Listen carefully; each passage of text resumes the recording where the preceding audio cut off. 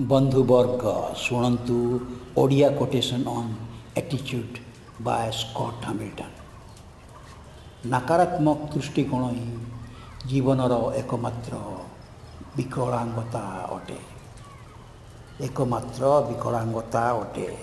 आ मु कहबी जदि अच्छी तुमर नकारात्मक दृष्टिकोण तुम एक विकलांग ठुकम न बदलाओ तुम दृष्टिकोण आण सकारात्मक दृष्टिकोण तुम मनीष मजबूत मनीष हो जीवन जीव विकलांग केबे न हो विकलांग केबे न हो।